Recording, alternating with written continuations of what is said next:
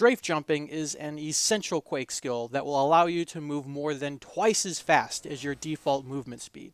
So let's break this down and get you strafe jumping like a champion in no time.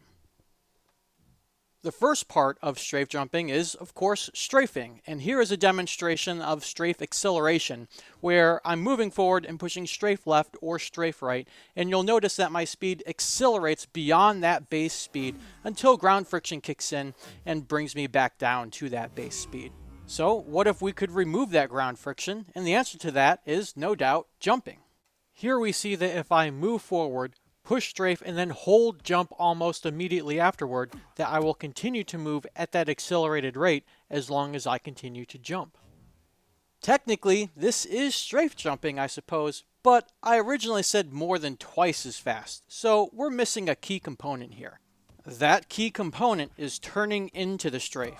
I'm doing everything I did before, but I'm moving my mouse slowly in the direction of the strafe, and as soon as I turn about 22 degrees, I will begin to accelerate, and I'll continue to accelerate so long as I continue turning into that 22-degree angle. This works just as well to the right as it does to the left, and if you do this, congratulations! You know how to strafe jump, but there's a couple more techniques I want to review with you before I send you off to the races. First, let's look at the quick start. Here, I'm doing everything that I did before, except when I start, I quickly turn my mouse into that 22-degree angle before jumping, and then continue to slowly turn my mouse down that 22-degree angle through the duration of my strafe jump. This quick start is also known as a circle jump, and if you want a deeper explanation of it, I have a brief video that you can check out that's linked down below. Now, if you're a brand new player, I encourage you to practice this. Load up basic training and practice snapping into the turn and following the curve all the way from center to corner and back again. Before continuing, this should be like riding a bike to you. Because you're not always going to have this wide open space, and you're going to have to learn how to correct your direction in the middle of your strafe jump. So, when you feel like you're ready, come up on top of bridge and try to do just that. Replicate exactly what you just learned how to do, except this time, when you're about to run into a wall, swap to the opposing strafe key, snap your mouse 44 degrees over to the other side, and ride that curve for as long as you can until you have to course correct, and then switch to the other side and continue on until you run out of room. One final technique that I want to review with you is jump tapping, and while this isn't essential for the modern Quake games, it is mandatory for the classics. Although, even with the modern games, there is an acceleration penalty applied if you hold jump while airborne.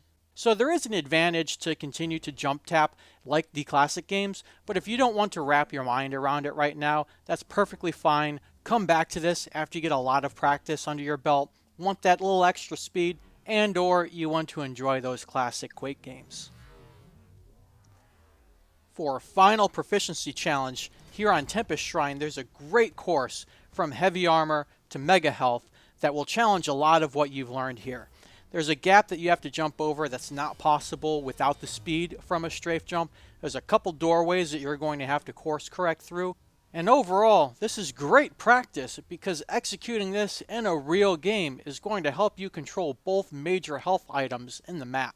And this can set up various situations where, say, you get the heavy and the mega in one run, you go around, you kill a couple people, maybe get fragged yourself. You can't make it to the heavy armor next time, but you can make it to the mega health, and you'll know that anybody else fighting for that mega health is not going to have the heavy armor, or if they do, you'll know exactly where they're coming from, and they'll be coming at you real fast.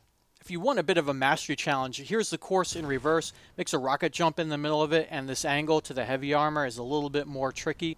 Even if you're not that great at it, this is still excellent practice because you're going to learn a lot from your mistakes as your angles are a little bit different. If you're not that great at rocket jumping, you can take that jump pad up and just continue on from there. Of course, in a real match, you're not always going to be in the perfect spot anyways, so learning how to correct from your mistakes can prepare you for when you reach those unexpected situations when doing this with people shooting you and trying to kill you. With that, I think this is where I'll leave you. If you have any questions or feedback, I'm all ears. I'm here to learn with you. Praise Quake, and I'll see you in the arena.